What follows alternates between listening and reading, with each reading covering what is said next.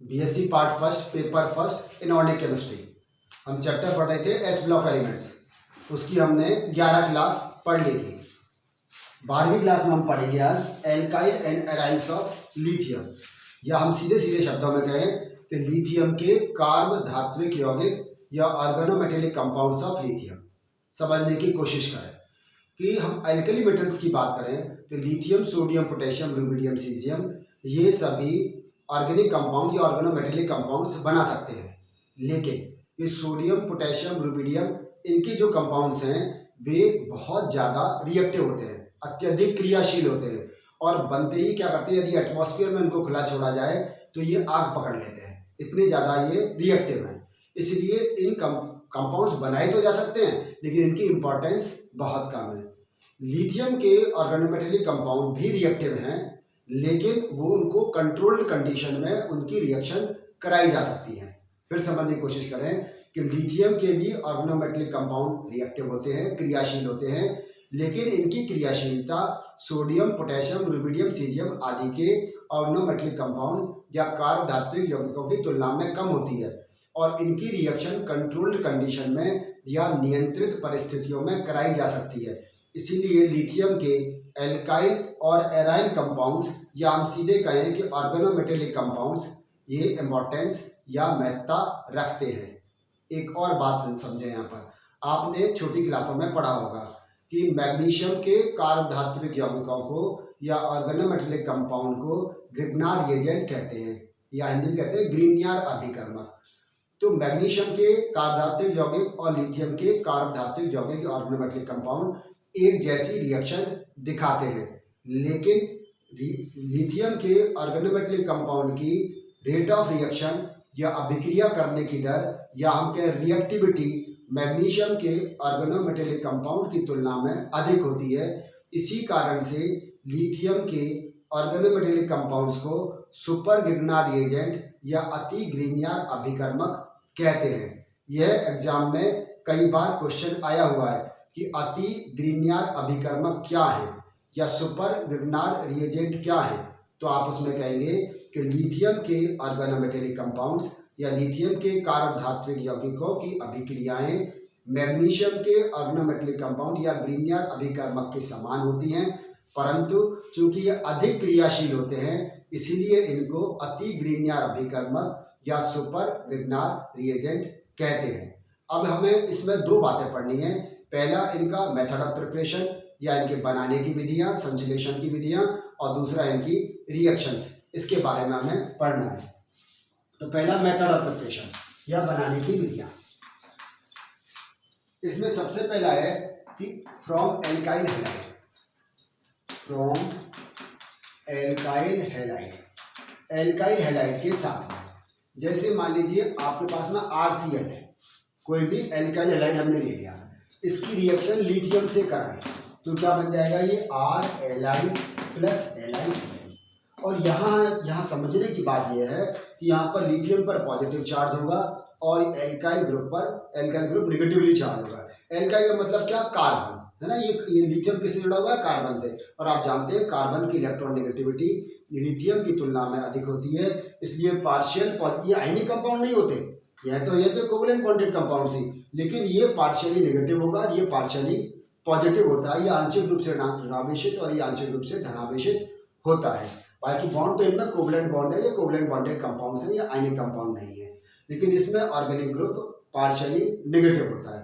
तो पहला हमने किससे बनाया, एल्काइल हैलाइड से बना लेते हैं। दूसरा फ्रॉम मेटल्स,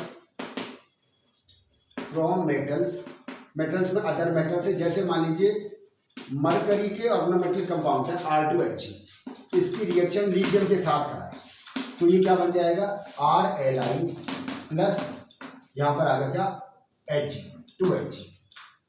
तो यहाँ भी ये लिथियम का ऑर्गेनोमेटेलिक कंपाउंड बन जाता है। कारण क्या कि यहाँ पर मरकरी की तुलना में लिथियम इसको आसानी से रिप्लेस कर देगा। तो यहाँ हम डाई एल्काइल मरकरी लेके चले थे, उससे क्या बना, एल्काइल लिथियम बन जाता है, ये आसानी से इसको रिप्लेस कर देता है। एक और देखें, जैसे मान लीजिए हमारे पास में है C4H9Li ब्यूटाइल लिथियम, और इस यहाँ हम लेते हैं मान लीजिए acetylene CH triple bond CH। तो ये क्या कर रहा है, एसिटाइल लिथियम बन जाएगा, Li पॉजिटिव, और उसके बाद में यहाँ पर C ट्रिपल बॉन्ड CH, और साथ में यहाँ क्या आ जाएगा, यहाँ इसका H और ये इसके साथ में C4H10, तो यहाँ पर आ जाएगा C4H10 हो जाएगा। ठीक है, तो ये लिथियम एसिटिलाइड बन गया। क्यों? क्योंकि ब्यूटाइल लिथियम की तुलना में लिथियम एसिटिलाइड की स्टेबिलिटी ज़्यादा होती है, तो इसको आसानी से रिप्लेस कर देगा। एक और इसी प्रकार की रिएक्शन देखें, जैसे C4H9Li ब्यूटाइल लिथियम, और इसकी रिएक्शन मान लीजिए हम बेंजीन के साथ करते हैं, तो क्या बन जाएगा, C6H5Li प्लस अब यहाँ क्या गया C4H10। तो इस प्रकार से ये हाइड्रोजन एक्सचेंज रिएक्शन से, ये तो था हेलोजन एक्सचेंज रिएक्शन, ये हाइड्रोजन एक्सचेंज रिएक्शन है, उससे भी लिथियम के ऑर्गेनोमेटेलिक कंपाउंड्स बनाए जा सकते हैं। ये एल्काइल लिथियम था, ये लिथियम एसिटिलाइड था, और ये क्या हो गया, एराइल लिथियम। तो एल्काइल और एराइल लिथियम दोनों प्रकार के इसमें हम कंपाउंड्स बना सकते हैं। एडिशन रिएक्शन से भी बन सकते हैं, जैसे मान लीजिए हो C6H5 whole twice C triple bond CH, यहाँ पर C डबल बॉन्ड C और C6H5 होल ट्वाइस, और इसकी रिएक्शन लिथियम से कराएं, तो ये लिथियम इसमें क्या देगा, ये एडिशन कंपाउंड बनाएगा, और यहाँ आ जाएगा इस तरह से C6H5 होल ट्वाइस C, यहाँ पर Li, फिर ये सिंगल बॉन्ड हो जाएगा, यह Li, और उसके बाद में ये C6H5 होल ट्वाइस। तो इस प्रकार से ये लिथियम का ऑर्गेनोमेटेलिक कंपाउंड बन गया, लेकिन ये किससे बना, ये एडिशन रिएक्शन से। तो ये बहुत सारी ऐसी रिएक्शंस हैं जिनसे हम लिथियम के ऑर्गेनोमेटेलिक कंपाउंड्स को, यानी कि एल्काइल लिथियम और एराइल लिथियम को हम आसानी से बना सकते हैं। अब इसके बाद इसकी रिएक्शंस की बात करते हैं।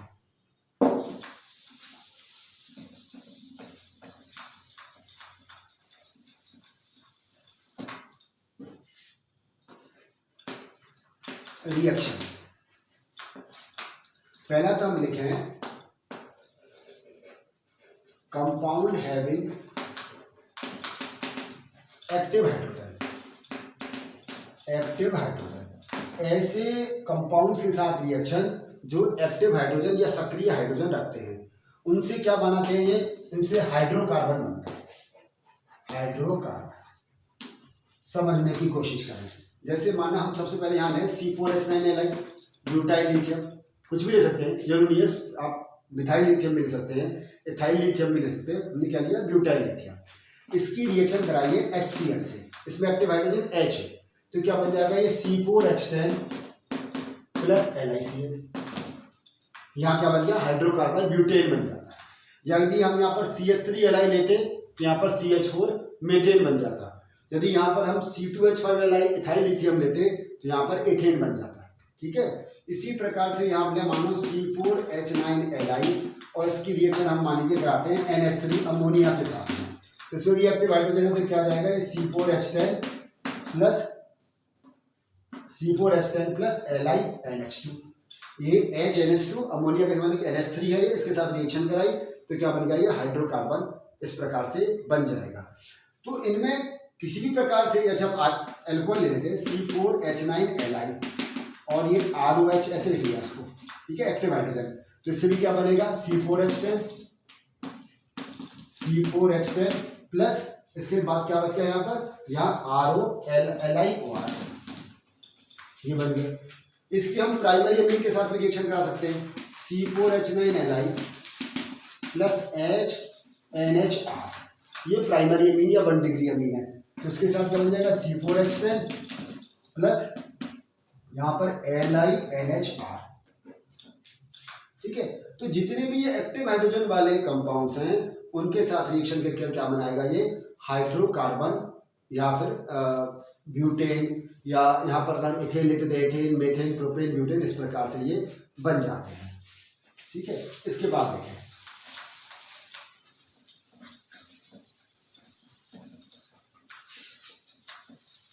यदि इसकी रिएक्शन फॉर्मेल्डिहाइड के साथ है, ये रिएक्शन इंपॉर्टेंट है, एग्जाम आती है, इनको समझ लें।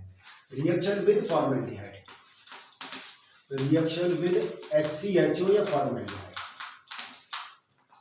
तो उससे क्या बनते हैं, इससे 1 डिग्री अल्कोहल या फिर प्राइमरी अल्कोहल बनते हैं, प्राइमरी अल्कोहल। समझना देखो, जैसे हम लिखे यहाँ पर RNI प्लस यहाँ पर क्या लिखे हम HCH। समझने की कोशिश करना, ये इलेक्ट्रॉन्स यहाँ पर जाएंगे, ये कैसा हुआ पॉजिटिवली चार्ज, ये हुआ नेगेटिव चार्ज, तो नेगेटिव वाले पे कौन जाकर जुड़ेगा, Li। तो हमारे पास क्या आ गया, और R किस पे आएगा, इस पर।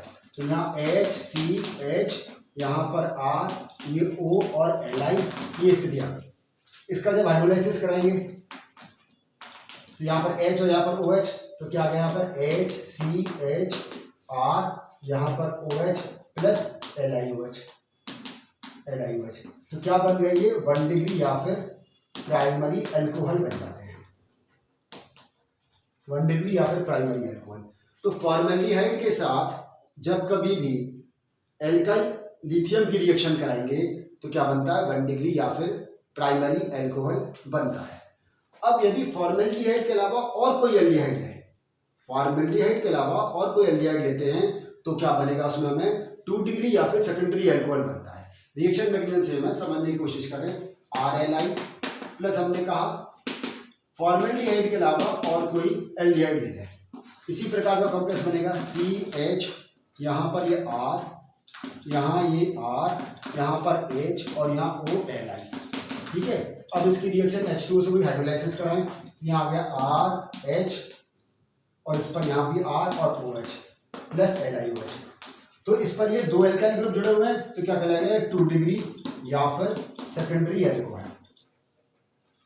और इसी प्रकार से यदि हम एल्काइल लिथियम की रिएक्शन कीटोन के साथ करेंगे, या हमने कहा केवल फॉर्मेल्डिहाइड के साथ या फॉर्मेल्डिहाइड के अलावा किसी और एल्डिहाइड के साथ या कीटोन के साथ, तो क्या बनेंगे, टर्शरी अल्कोहल बनते हैं।